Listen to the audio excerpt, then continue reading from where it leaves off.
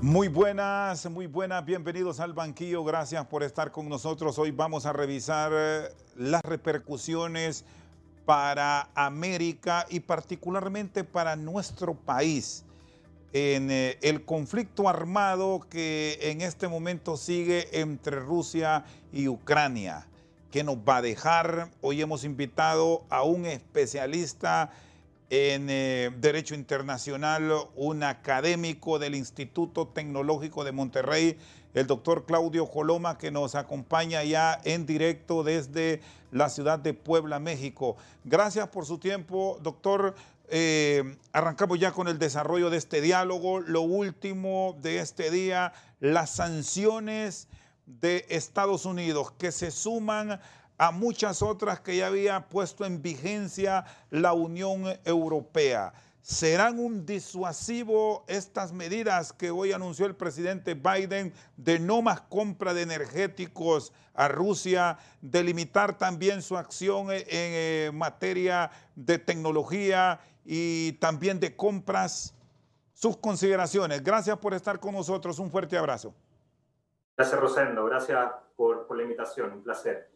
Eh, bueno, la decisión y el anuncio del gobierno de los Estados Unidos es crucial. Y es crucial, yo diría, en el mediano y largo plazo. Son medidas que no apuntan necesariamente a disuadir a Rusia en el corto plazo, en que a partir del anuncio de una sanción, Rusia, a partir de ese anuncio dado por el presidente Biden, decida automáticamente, como consecuencia, terminar las operaciones militares en Ucrania. Sin embargo, en el largo plazo es donde el gobierno de Vladimir Putin debe estar sacando cuentas, evaluando los costos de la invasión a Ucrania en base a las sanciones. Y esta es una más. Recordemos que el presidente Biden anuncia esta nueva sanción, significándola como vamos a ir a atacar esa vena crucial, la arteria que alimenta la economía rusa, que es todas las líneas de abastecimiento de gas de Rusia hacia Europa. Y es sobre esa base en la que tenemos que entender esta última medida.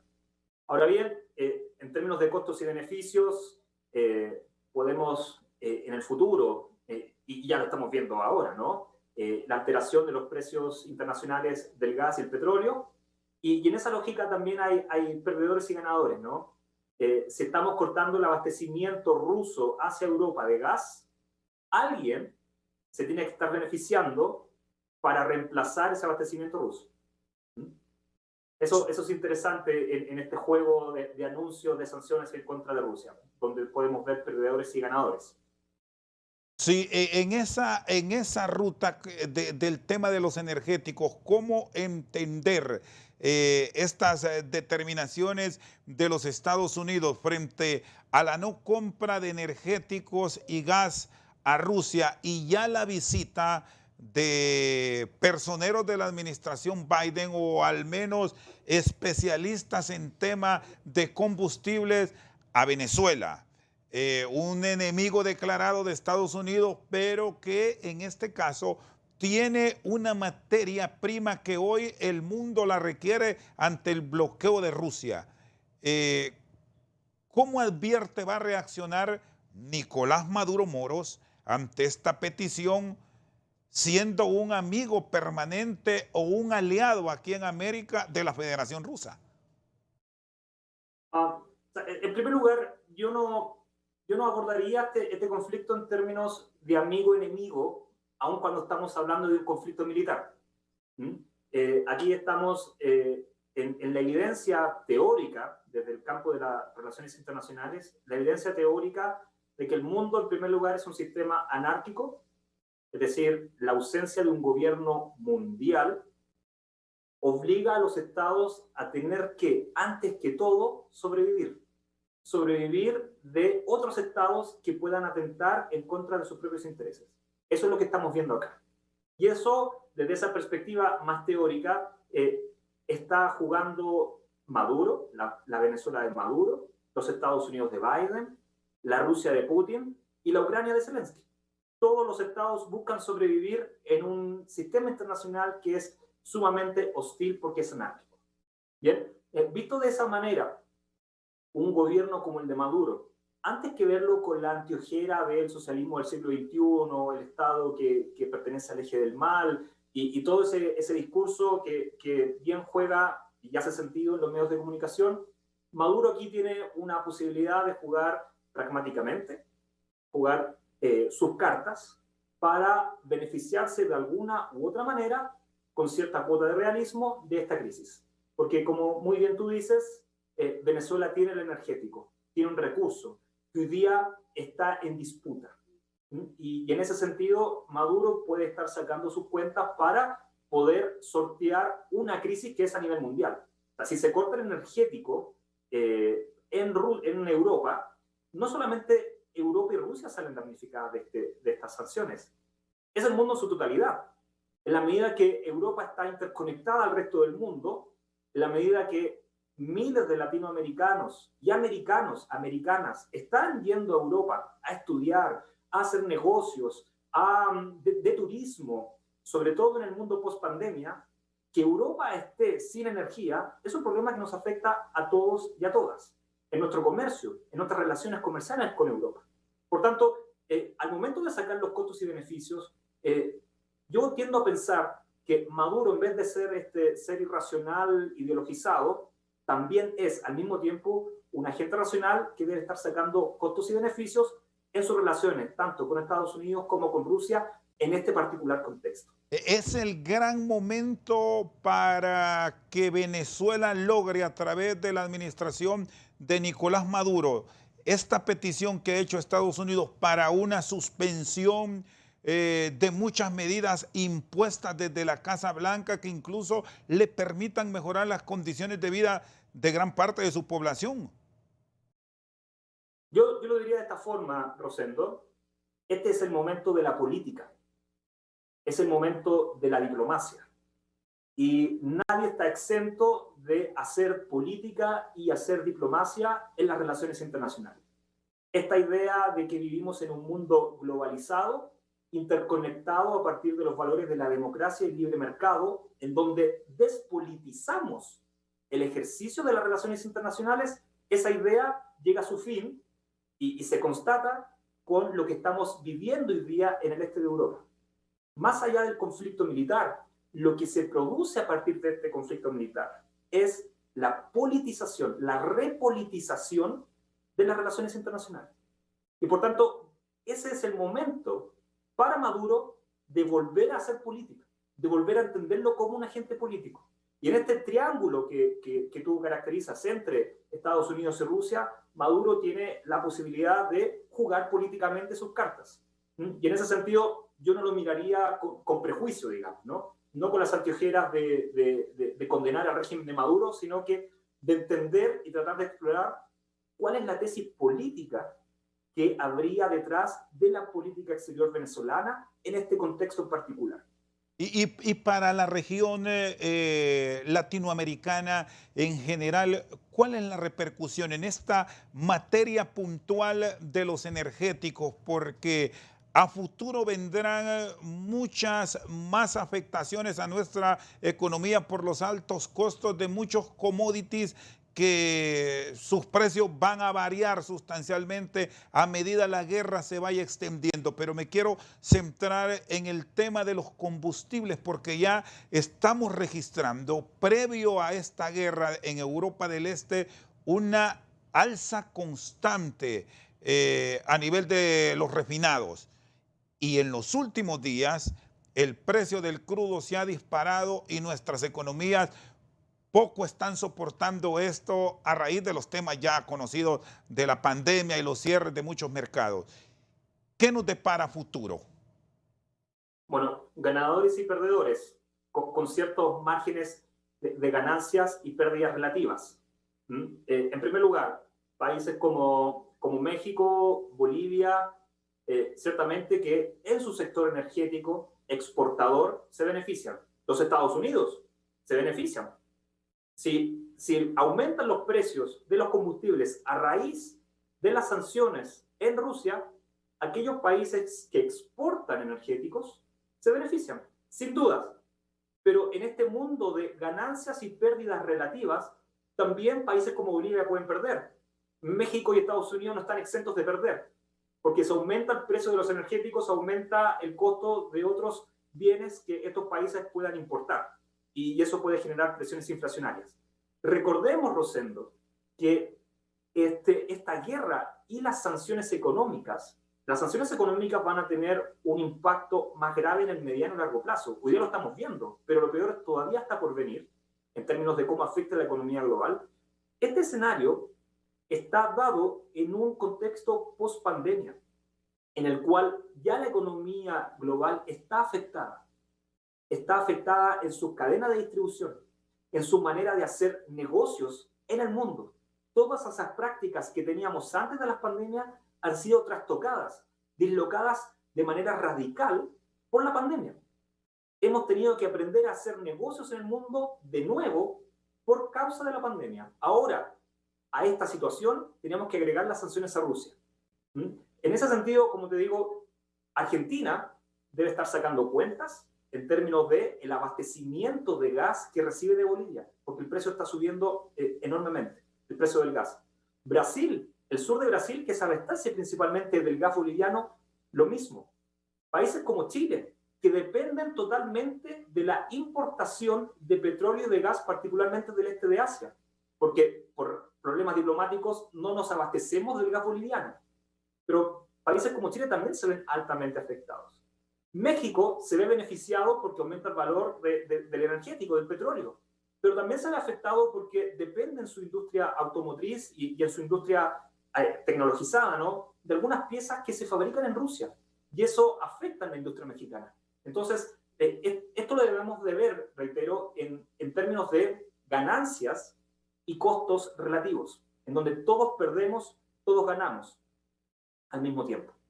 Muy bien, está con nosotros desde la ciudad de Puebla el analista internacional y catedrático del Tecnológico de Monterrey, Claudio Coloma. Analizamos las repercusiones para el mundo de este conflicto armado entre Rusia y Ucrania. Ya venimos con más.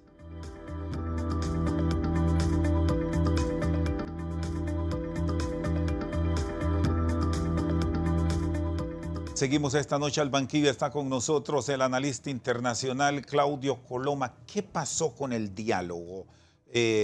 ¿Por qué fracasó? Recordamos muchas visitas de líderes europeos a Moscú a hablar con Vladimir Putin, incluso presidentes de América, que si bien fueron por asuntos comerciales, estaba caliente el tema de la invasión, pero al final no se escuchó. Y de lo último que salió de un diálogo entre el presidente Macron de Francia y Vladimir Putin es que lo peor está por venir. Ya hoy sumamos casi 2 semanas, son 13 días de conflicto y el civil está sufriendo, no digamos el que está en las milicias, los que están armados. ¿Qué le depara al mundo, doctor Coloma? De hecho, tocas un tema que es crucial para poder entender el conflicto. ¿Qué pasó con el diálogo?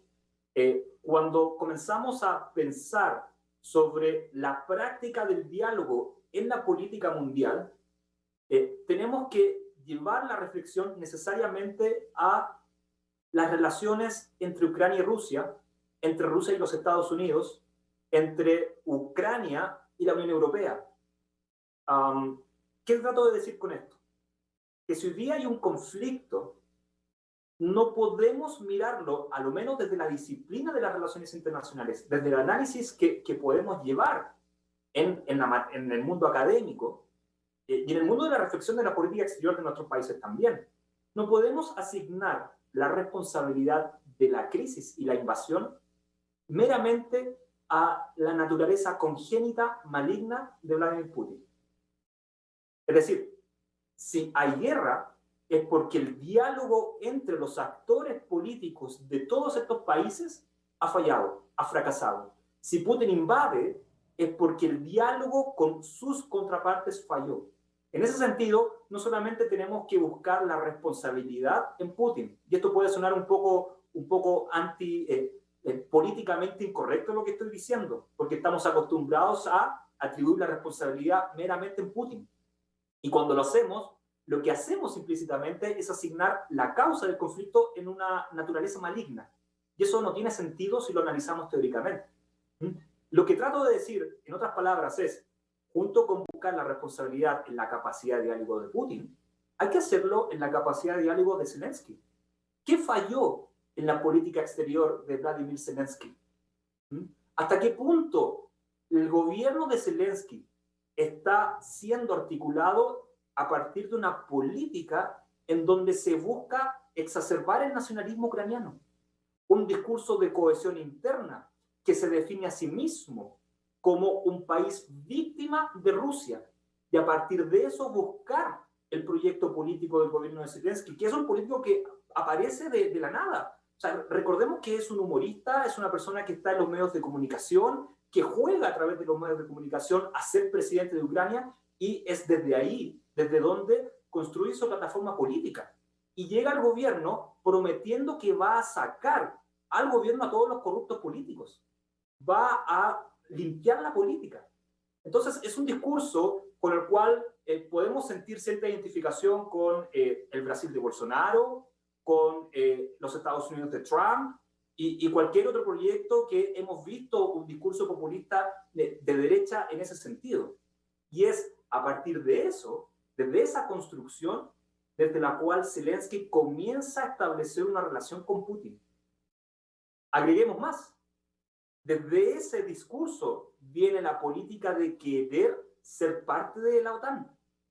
Es decir, hasta qué punto Zelensky está dispuesto a sacrificar la estabilidad de sus propias fronteras con tal de llevar un discurso nacionalista, teniendo la participación de la OTAN como la punta de lanza. Biden también no está exento de responsabilidades. En incentivar, en explotar ese nacionalismo ucraniano llevado a cabo por la política de Zelensky para que realmente se hagan parte de la OTAN. O sea, que se hagan parte de la OTAN, Ucrania, implica necesariamente, y esto hay que entenderlo bien y entender la complejidad, implica el despliegue de fuerzas militares estadounidenses principalmente en la frontera con Rusia. Se adelantó. En un contexto en que Rusia ya se apoderó de Crimea. Es decir, es la posibilidad latente de una guerra entre Rusia y OTAN. Se adelantó. Lo que está diciendo es, sí, mantengan esta zona intermedia. Entonces, cuando me preguntas sobre el diálogo, decimos que el diálogo falló, pero falló entre todos estos actores que están involucrados en la cuestión de la presencia de OTAN, de la anexión de Crimea y de la independencia de las repúblicas separatistas. Ahí hay un diálogo que fracasó entre todos los actores. Se adelantó Vladimir Putin a estos acontecimientos que ya hoy a nivel de la Unión Europea se conversa sobre ellos, la posibilidad de que se sume a la misma Moldavia, Georgia y la misma Ucrania, que han dado estos primeros pasos. ¿Es eso lo que buscaba evitar el presidente Putin y que por eso invadió, Claudio, a Ucrania? Porque si vemos la historia de los últimos tiempos en el mundo, hay disputas entre las Coreas, pero no se invade. Hay disputas entre Argentina y Chile y no se invade. Está la disputa entre Venezuela y Colombia. Tampoco ocurre eso. Y si vamos más allá, un caso que podría tener una similitud es el de la China Roja con Taiwán, pero tampoco se da esa invasión que ha sido una muestra de fuerza de Putin hacia el territorio ucraniano, causando la muerte de miles de personas o el riesgo de que mueran muchos más. Por cierto, varios temas ahí implicados. Yo definiría el fracaso del diálogo político en términos del choque de dos políticas exteriores entre Ucrania y Rusia que obedecen a principios o tesis políticas totalmente diferentes. Mientras Rusia está dialogando con Ucrania a partir del principio de sobrevivencia. Ojo, Rusia, cuando dice no quiero la OTAN en mi frontera, es por un asunto de sobrevivencia. Es decir, si tengo OTAN en mi frontera, lo más probable es que entremos en guerra. Y ahí la sobrevivencia del mundo está en juego. Ese es el principio de sobrevivencia es un principio básico, fundamental en las relaciones internacionales, sobre todo de los poderes mundiales. Mientras tanto, Ucrania formula su política exterior hacia Rusia en base al principio de autodeterminación y soberanía. Es decir, Ucrania lo que dice es, yo reclamo mi derecho a ser soberano para decidir si soy o no miembro de la OTAN. Entonces, ese es el choque de estas dos políticas irreconciliables, lo que podría de cierta forma explicar el fracaso del diálogo. Ahora bien, ¿por qué la invasión o por qué la crisis? Responde a la forma, me parece, que tenemos que entender el contexto y la particularidad de los agentes involucrados. John Mearsheimer, un teórico estadounidense que escribió un artículo hace ya 20 años, inmediatamente después de la Guerra Fría, y que hoy día vuelve en gloria y majestad, nos decía, con el fin de la Unión Soviética, lo que va a ocurrir en Europa es el ascenso del multipolarismo y del nacionalismo.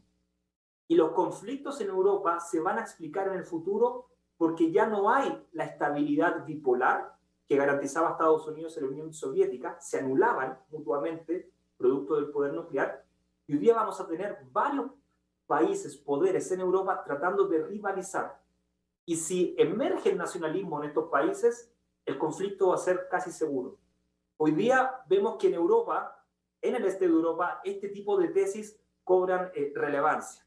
Ahora bien, Rosendo, ahora bien, en ese contexto de inestabilidad que tenemos en el este de Asia, con Taiwán y China, con las Coreas, cualquier falla de cálculo que el gobierno de Putin haga y expanda el ataque más allá de las fronteras ucranianas, lo que ocurra en el este de Asia nos va a importar. Porque Rusia es un país bicontinental y los Estados Unidos están presentes en el este de Asia. Es decir, una guerra que se desencadene con la OTAN, producto de que los ataques van más allá de Ucrania, implica que Rusia y los Estados Unidos se enfrenten en el Pacífico.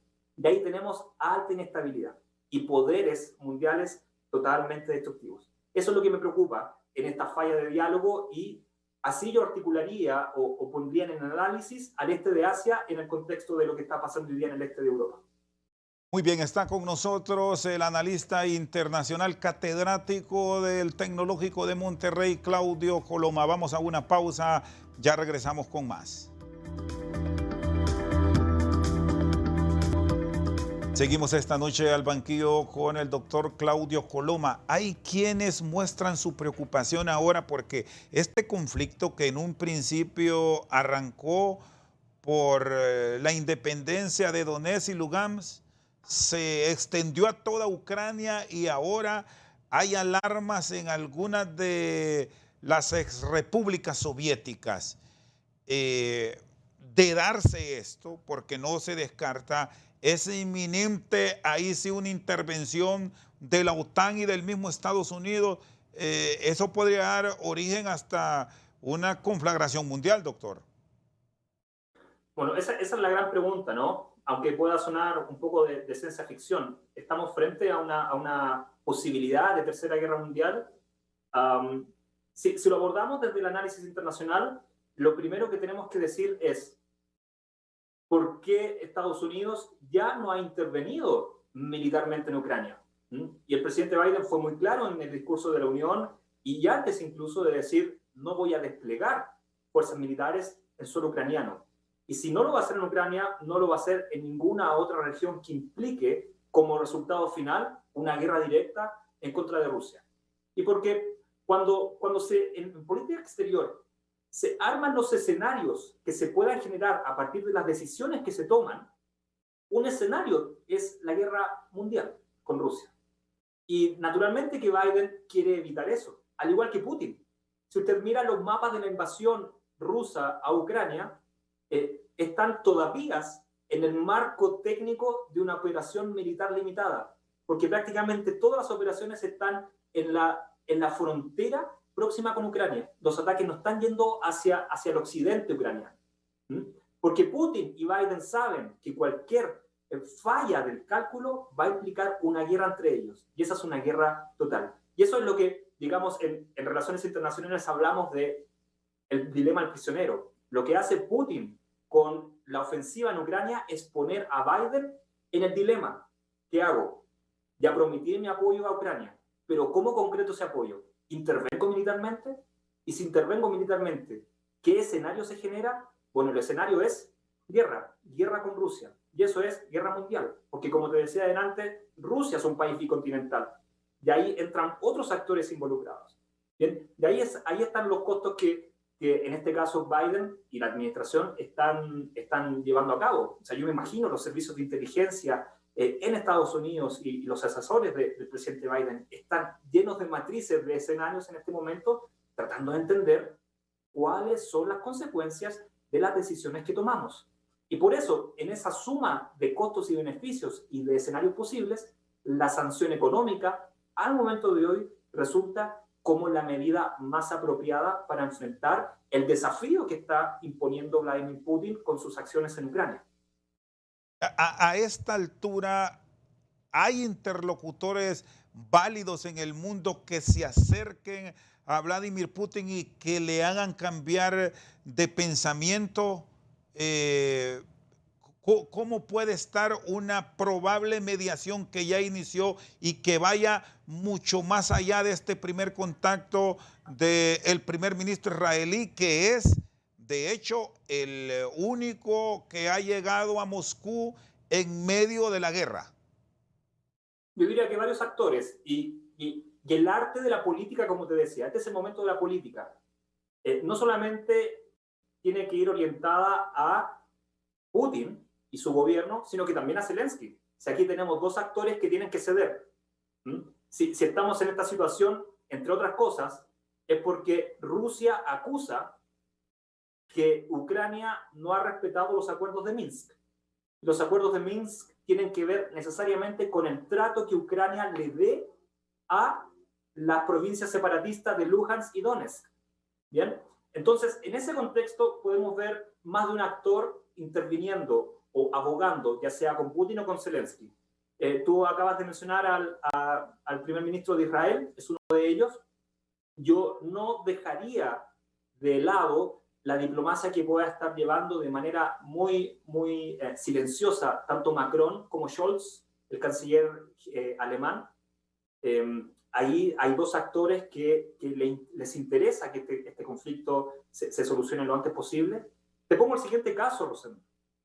La invasión de Rusia a Ucrania, o bien la testarudez de los Estados Unidos por hacer de Ucrania un miembro de la OTAN, entre las consecuencias que ha generado es que Alemania, por primera vez después de la Segunda Guerra Mundial, esté anunciando que está aumentando su presupuesto para armarse militarmente, con medios defensivos que perfectamente pueden ser defensivos. El anuncio que hace Scholz de aumentar el presupuesto en gasto militar no tiene precedentes en el mundo post-Segunda Guerra Mundial. Yo no creo que Macron esté mirando ese anuncio con buenos ojos, porque recordemos que la Unión Europea, más que ser una alianza comercial, tiene un origen político, que es garantizar la paz entre Francia y Alemania. Bien, entonces yo veo a Macron y a Scholz intercediendo tanto con Putin como con Zelensky para que estas rounds de negotiations que hay en Bielorrusia lleguen a buen puerto. Otro actor, sin duda, es Turquía. Erdogan tiene que estar llevando a cabo su diplomacia también, porque Turquía es un actor directamente envuelto en esta crisis. Los inmigrantes que ya está recibiendo Turquía desde el Medio Oriente son irresistibles. O sea, Turquía no aguanta más inmigrantes. ¿Bien? Y una guerra en sus fronteras también sería extremadamente peligroso. La Unión Europea como actor también está, y naturalmente que el diálogo entre Moscú y Washington no está totalmente cortado.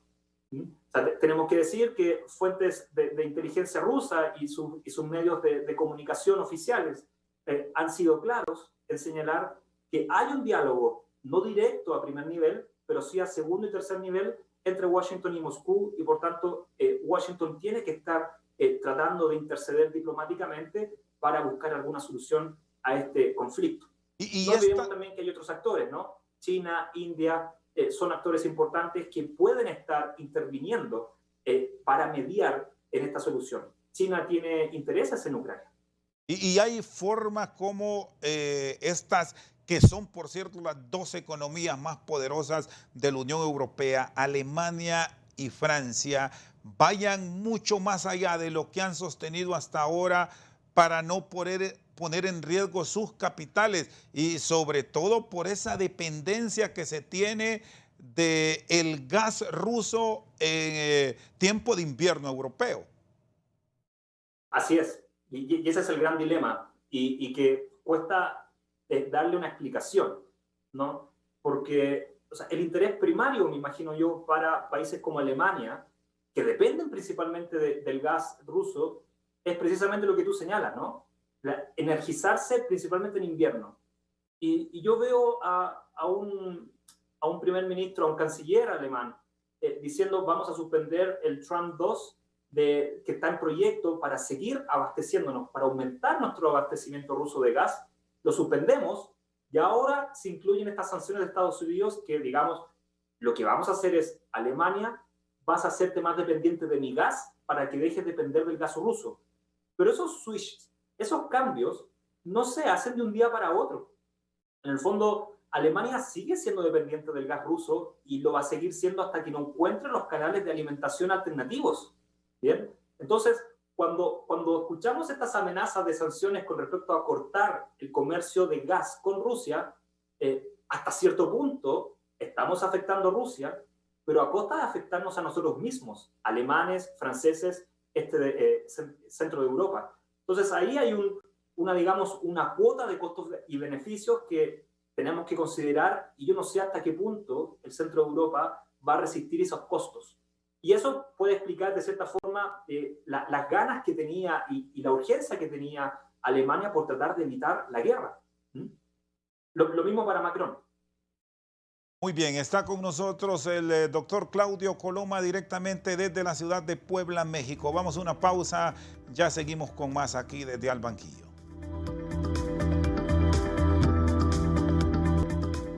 Seguimos al banquillo, está con nosotros el doctor Claudio Coloma, experto en asuntos internacionales. Hablamos de la guerra entre Rusia y Ucrania. Bueno, no hay números puntuales en cuanto al desplazamiento y a los caídos. Hay quienes manejan cifras ya de centenares de muertes, por no decir miles, de ambas partes. A Rusia le acusan que oculta, Ucrania habla de un poco más de transparencia, pero más allá de ese dolor que está dejando esta guerra, el tema de los desplazamientos. Polonia ha mostrado su solidaridad, el mismo Italia, donde han llegado hoy muchos migrantes ucranianos sin ser frontera, pero sumamos también la solidaridad de Rumanía, de Hungría, de la misma Rusia, donde han ido algunos ucranianos. ¿Cómo deben manejar los países de la Unión Europea y el mundo el tema de la migración por esta necesidad de la guerra y cómo se debe orientar el tema de los corredores humanitarios que hoy acusaron a Rusia de violarlos, doctor? Sí. Y aquí también te pido un poco de comprensión porque voy a decir algo políticamente incorrecto. El tema de la inmigración es sin duda uno de los temas más importantes de este conflicto. Porque recordemos que durante el año 2021, uno de los principales temas de crisis, de problema en Europa, fue la cuestión de los inmigrantes.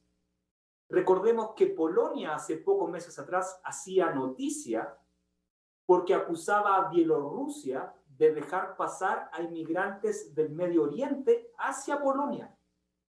Polonia incluso acusa a Bielorrusia de estar usando el arma, califica a los inmigrantes del Medio Oriente que atraviesan a través de Bielorrusia a Polonia, los utiliza como el arma de Bielorrusia atacando a Polonia. Europa, en ese contexto, acusó todo el año 2021 la crisis de inmigración del norte de África y del Medio Oriente como una crisis, como un problema a ser abordado. Es en ese contexto, por ejemplo, en que Reino Unido también toma la decisión de salirse de la Unión Europea. Por tanto, la pregunta que te hago, y por eso te digo que es ciertamente políticamente incorrecto, Polonia ahora muestra solidaridad con el inmigrante ucraniano Blanco Lago, a costa de haber discriminado hace 2 meses atrás la inmigración de la gente del Medio Oriente. Entonces, lo que trato de decirte es que la cuestión de la inmigración es política y va a tener ribetes políticos. Europa estuvo conteniendo en Grecia a los inmigrantes de Medio Oriente. Los tiene viviendo bajo condiciones humanitarias, pero de manera terribles. Tengo colegas, tengo amigos que trabajan en los campos de refugiados de Grecia y me cuentan cómo vive la gente ahí, porque Europa los tiene a Grecia como una frontera para evitar que esos inmigrantes lleguen a Europa. Y hoy día vemos que está este inmigrante ucraniano que lo recibimos con los brazos abiertos. Entonces, ahí no tenemos que perder de vista que Europa viene ligando con una cuestión de la inmigración desde hace tiempo. Por tanto, el problema de la inmigración no parte con Ucrania. Y no podemos entender a la Europa como esa región que abraza los valores de la dignidad humana, los derechos humanos, universalmente. Porque aquí estamos viendo que para unos sí y para otros no. Ahora, dicho eso, si Alemania y Francia y la Unión Europea, con excepción de Polonia, trataron de interceder para evitar la crisis militar actual, entre otras cosas, fue por la cuestión de inmigración. Es decir, Europa no resiste más inmigración. Y lo que estamos viendo hoy día es una ola de inmigración hacia Europa. Dicho eso, lo que vamos a ver, creo yo, es Grecia conteniendo a los inmigrantes de Medio Oriente y Turquía, y la Unión Europea va a poner su muro de contención en Polonia para evitar que la inmigración ucraniana llegue en masa hacia los poderes centrales europeos. Polonia va a pagar los costos de esta crisis militar y los va a pagar con cierto merecimiento, porque Polonia, con su gobierno conservador, nacionalista, ha sido uno de los que más ha apoyado al gobierno de Zelensky en un discurso antirruso. ¿Bien? Entonces, yo veo ahí ONGs, agencias gubernamentales de los países como Dinamarca, Francia, Alemania, estableciéndose en Europa para contener a los inmigrantes ucranianos de que se vengan a las potencias centrales europeas. Ciertamente van a haber inmigrantes ucranianos en Alemania, en Francia, pero todo va a estar concentrado en Polonia, que va a ser la frontera de contención de la gran masa de inmigrantes ucranianos.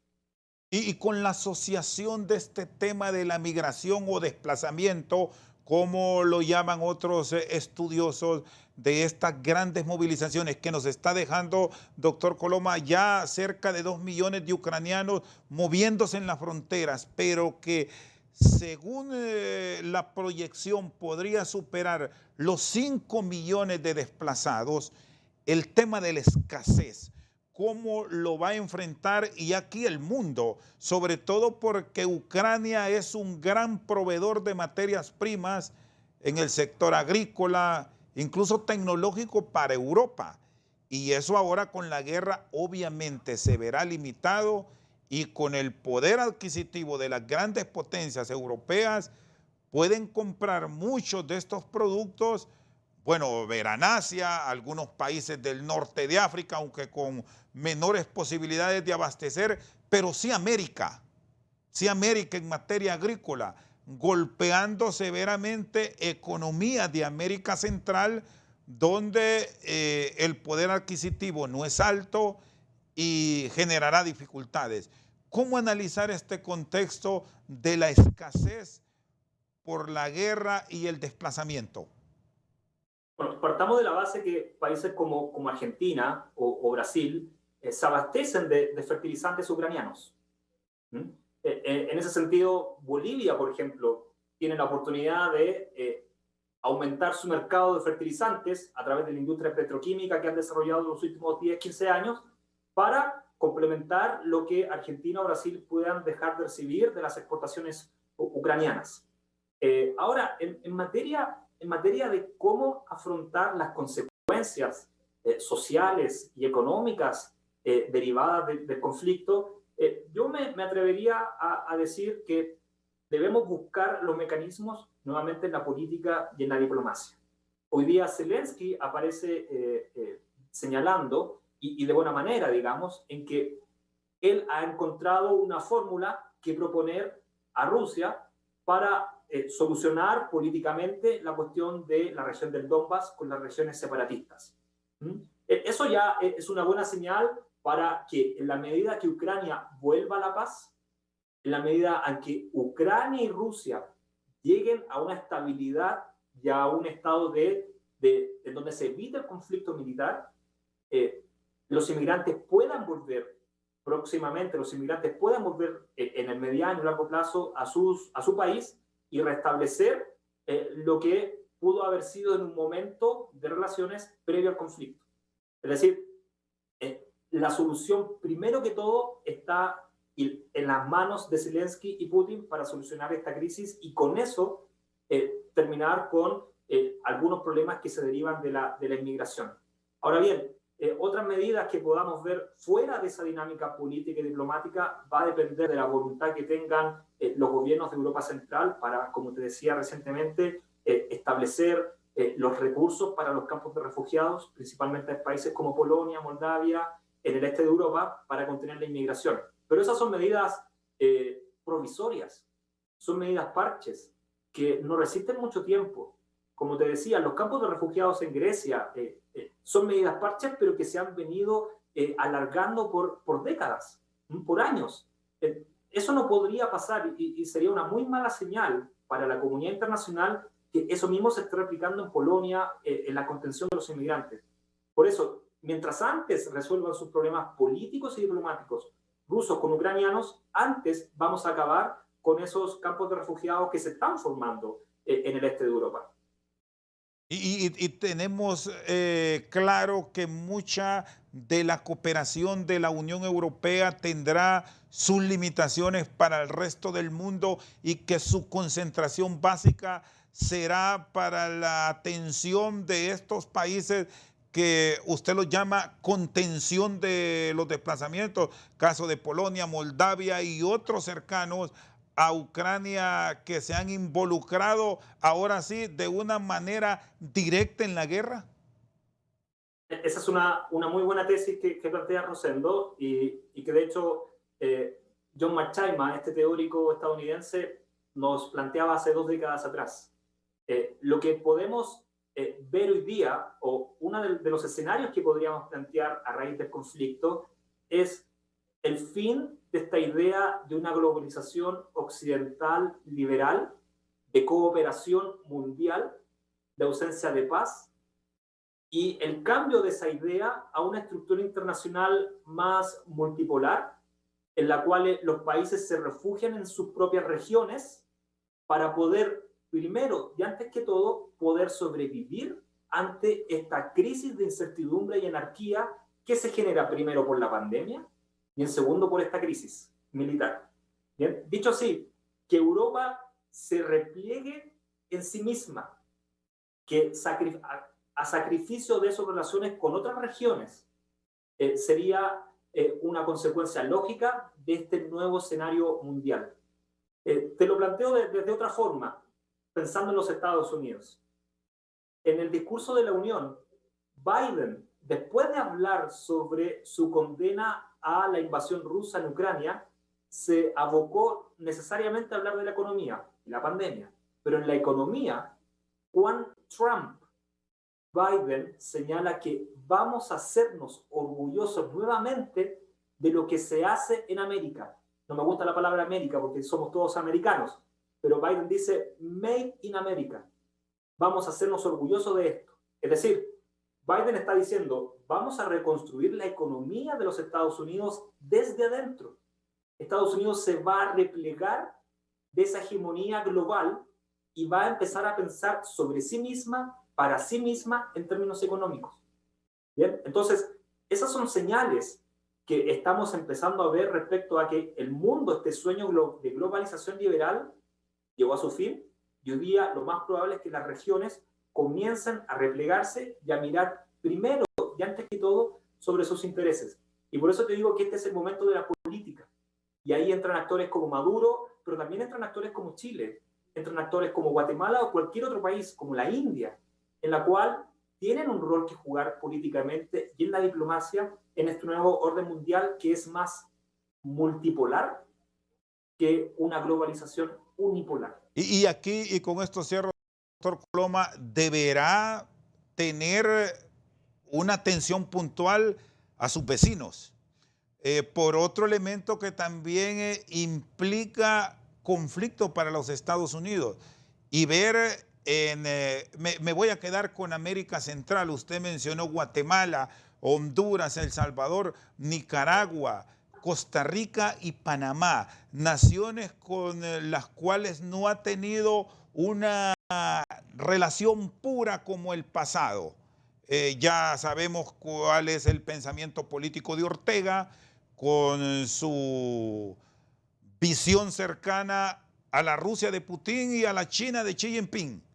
El Salvador anda cercano también a esa relación con Xi Jinping. En Guatemala los conflictos de la corrupción y el narcotráfico le han afectado a Estados Unidos. Honduras es un país similar de los últimos 12 años sin una relación plena, pero ahora con un cambio de gobierno que abriga una relación mucho más cercana a Estados Unidos. ¿Cómo deben jugar estos actores políticos frente a la administración Biden en un año político en los Estados Unidos?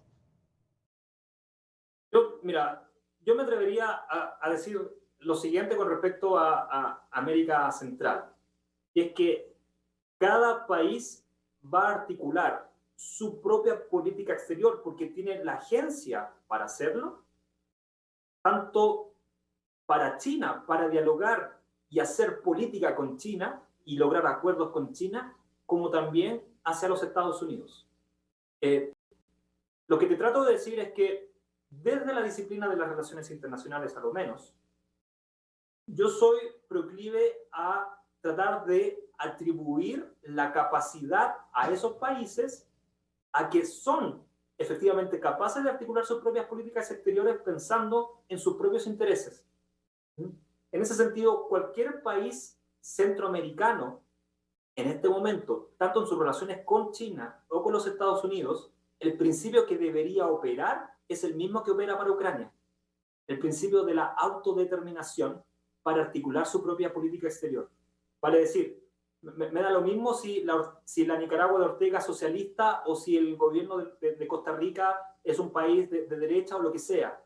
Lo que me importa como analista internacional es entender que si se relacionan con China, con los Estados Unidos, es porque tienen la necesidad y voluntad política de hacer obedecer su principio de autodeterminación. Y a partir de eso, ver cómo esos estados satisfacen sus propios intereses en sus relaciones con China y con los Estados Unidos. China tiene un gran desafío en América Central, y es que en esa zona yace la mayoría de los países que no reconocen a China como el Estado soberano y reconocen a Taiwán en vez de ello.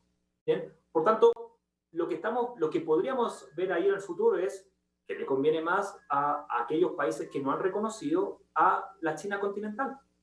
Y si la reconocen, no juzgaría eso como bueno o malo, juzgaría una decisión en términos de los intereses que líderes en un momento determinado están viendo por su propio país.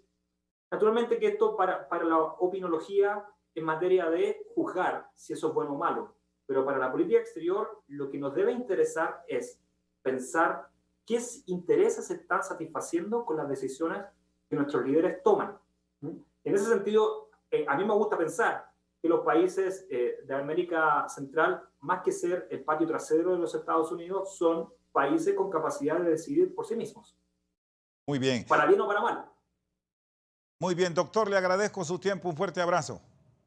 Igualmente, gracias por la invitación, Rosendo. El doctor Claudio Coloma, experto en Derecho Internacional, catedrático del Tecnológico de Monterrey, con nosotros esta noche al banquillo. por su sintonía. Muchas gracias.